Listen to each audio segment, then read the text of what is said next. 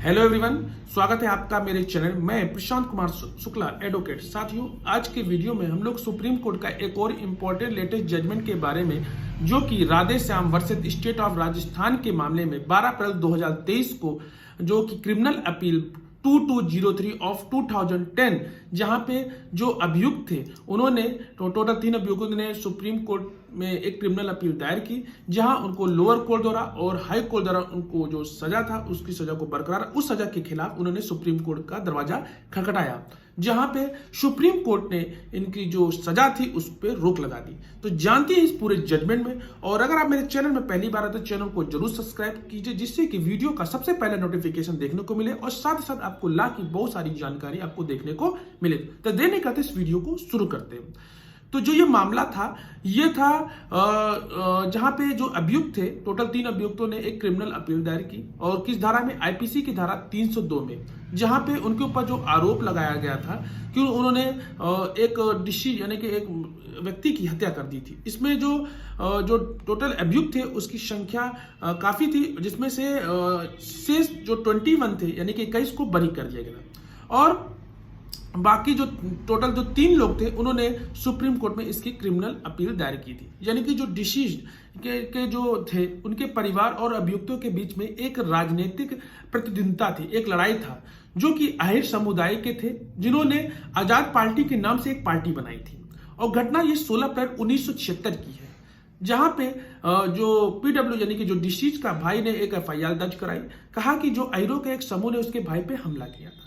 अभियोजन पक्ष के मामले के अनुसार जो थे, जो पीडब्ल्यू के जो विटनेसेस, उसमें 3 चश्मदीद गवाह थे, यानी कि जो 2, 3rd और 4th जो चश्मदीद गवाह थे, जिसमें ट्रायल कोर्ट ने जो पीडब्ल्यू 2 का जो गवाही को खारिज कर दिया था। बाकी जो बचे 2 लोग थे, यानी कि 3rd और जो 4th, यानी कि जो 3rd था उसकी जो बेटी थी, डिसीज की बेटी थी, और जो 4th था वो डिसीज की मां थी।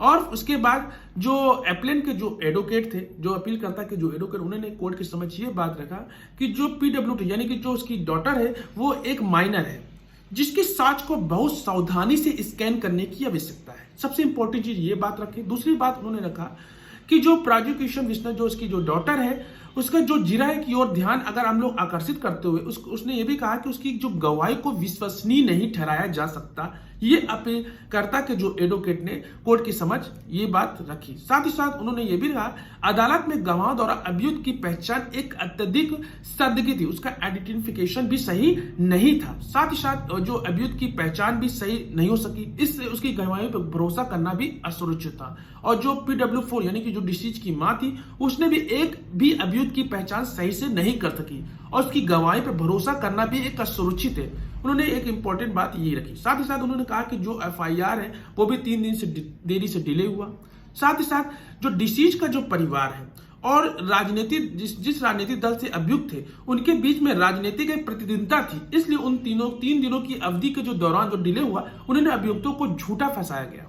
एक इंपॉर्टेंट बात अपीलकर्ता यानी कि एप्लेंट के जो एडवोकेट ने कोर्ट की समझ रखी। दूसरा जो इंपॉर्टेंट बात रखी कोर्ट की समझ, वो स्टेट की तरफ यानी कि अपोजिट पार्टी ने रखी। उन्होंने ये कहा कि जो भी गवाह कोर्ट की समझ प्रस्तुत किए गए वो एक अच्छी बुद्धि और एक अच्छे समझ के थे। साथ ही साथ उन्होंने ये भी बताया कि जो बेटे के रूप में जो सही चीज को पहचाना, जो आरोपी नंबर 1 था उसने बेटे के रूप में सही पहचाना, गलती से उसने दूसरा नाम का उल्लेख किया, ठीक है। और साथ ही साथ एक मामूली विसंगति, यानी कि जो उसकी जो डिसीज के जो संकरण में, यानी कि जो उसकी जो बेटी है उसको बदनाम करने के लिए पर्याप्त नहीं है। उसकी जो गवाही उसने जो मतलब बताया, उसने जो आरोप लगा वो बिल्कुल सही, उसके जो बयान थे वो बिल्कुल सही थे। साथ ही साथ जो उसकी डिसीज की मां थी, उसने 5 लोगों को आरोपी बनाया, जिसे प्रस्तुत किया गया। साथ ही साथ अभियुक्तों के नाम में संदर्भ पहचानने के लिए भी सक्षम नहीं थे। फिर इसके बाद जो कि उच्च न्यायालय और सत्र न्यायालय द्वारा निकाले गए निष्कर्ष और अपील के अपराध के समय में दोषपूर्ण नहीं हो सकते। ये एक इंपॉर्टेंट बात उन्होंने स्टेट ने कोर्ट की समझ रखी। उसके बाद माननीय सुप्रीम कोर्ट ने इन बातों को, दोनों पक्षों की एडवोकेटों की बातों को सुनने के बाद ये बताया कि जो इंपॉर्टेंट बात ये थी कि जो नाबालिग जो यानी कि जो डिसीज के जो साथ पे अगर चर्चा करें तो उसकी गवाही से ये पता चलता है कि वह कम से कम 2 आरोपियों को पहचान करते समय उसमें भ्रमित हो गई। सबसे इंपॉर्टेंट बात आई।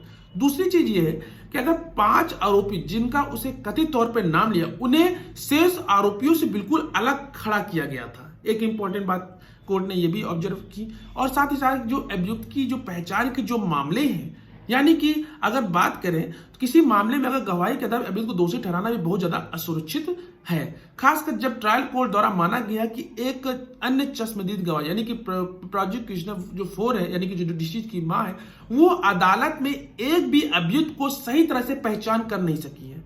साथ ही साथ और ये भी बात रखी जा रही थी कि अपराधी लेखा संख्या, मतलब कि वहां पे जो टोटल थे 2203 लोग थे और पर्याप्त रोशनी थी। अदालत में कहा कि अभियुक्त के चेहरे को स्पष्ट रूप से दिखाई दे रहे थे, तब भी ये बात निकल के आ रही थी। तो इससे ये क्लियर हो रहा है कि डिसीज के हमलावर के रूप में जो नामांकित जो अभियुक्तों की जो पहचान वो न्यायालय में एक उचित संदेश से परे में स्थापित नहीं की गई, यानी कि अभियुक्तों को कहने पे हमले के हथियारों पे कथित जो बरामदगी का जो सबूत है वो केवल कथित वसूली के आधार पर दोष सिद्धि कायम नहीं की जा सकती। ये एक इंपॉर्टेंट बात को माननीय सुप्रीम कोर्ट ने रखी।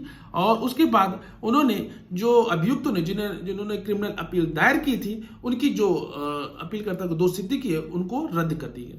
तो ये एक इंपॉर्टेंट जजमेंट जो कि हाल ही में सुप्रीम कोर्ट का अभी आया है, और ये जिसमें आप इसको अच्छे से पढ़िएगा, उसको समझिएगा। अगर आपके मन में कोई भी डाउट हो तो दिए गए कमेंट में जरूर हमसे जरूर पूछिएगा। और अगर आपके मन में कोई भी क्वेरी है तो दिए गए हमारे व्हाट्सएप नंबर पे हमसे संपर्क कर सकते हैं। तब तक के लिए मिलते हैं नेक्स्ट वीडियो में, तब तक के लिए धन्यवाद।